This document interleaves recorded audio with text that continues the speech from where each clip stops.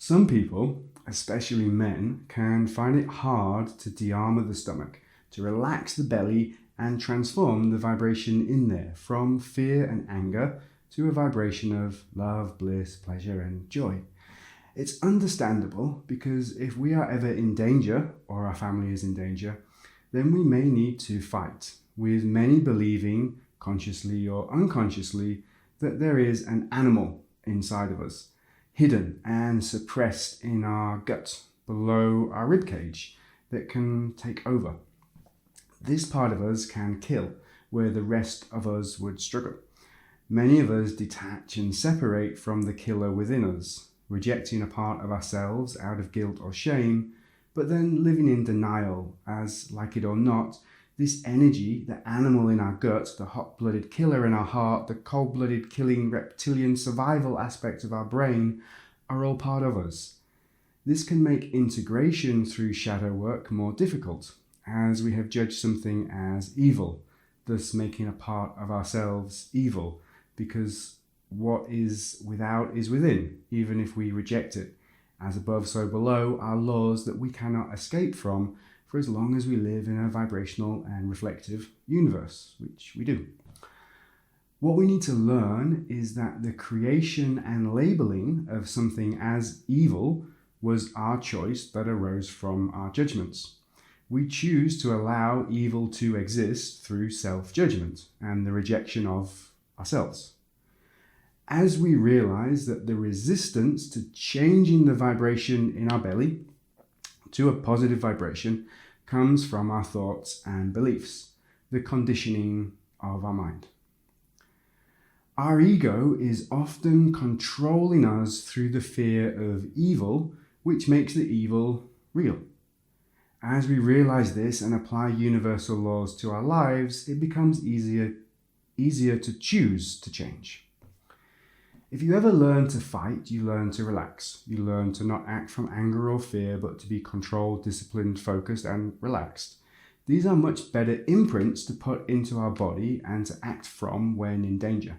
Better than anger, fear, and shame and denial, but to go one step further and to truly live in a blissful life, to align with our higher self and have access to our power, we need to have love at the core and the base of our being, not just fear or not just discipline. If you want to live your life with an open Kundalini, from my understanding, you need this. You need to replace fear with love in every cell of your body. It does not mean that fear will not come up. Fear is an emotion that guides us and protects us and gives us energy. It's exciting and generates adrenaline, but what it should not be is programs deep into our cells, our bodies. Fear should not be the foundation of our being. Love should be. When I do this work, when I deprogram and transform the trauma and fear from my own belly, my own body, I used to have a lot and occasionally still find some in there, and other times still create new fears and store them in my gut, because I'm not perfect, not even perfectly imperfect. But what I like to remember when the fear of de-armoring and the fear of breathing out of my mouth too much comes up is, how do I want to show up when in a physical fight? Like a terrified person, living in total attachment to their ego and fighting from a place of fear, afraid to lose and afraid to die, or the person who is fearless? The opposite to being in love is being in fear. So to be fearless, we must by default be in love, at least from the perspective that I prefer to view life from. Hopefully, none of us will have the need to be in a physical fight that we don't want, although some may still enjoy and have the desire for and luck for physical fights. But fighting against injustices in the world generally comes from love. So in this sense, being in love can and should only make us fight harder for the world we want to live in and leave to children. Changing the vibration in our body like this does not mean we cannot and will not fight if we need to. It just means that we will not attract unneeded fights into our life. If you ever choose to physically fight in your life, that is up to you.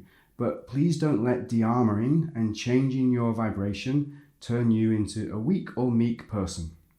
But please do let it turn you into a fearless person that fights the injustices in your life and in the world, that fights for evolution, that fights for love, in love, because you know you are love, and unwilling to accept any other truth that another would try to oppose onto you. The simple purpose of this video is to help you understand and overcome one of the major mental blocks to de-armouring.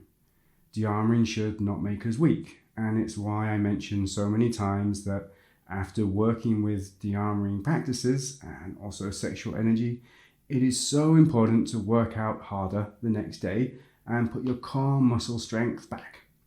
The physical strength and tension that you can lose from de-armouring and prolonged breathwork.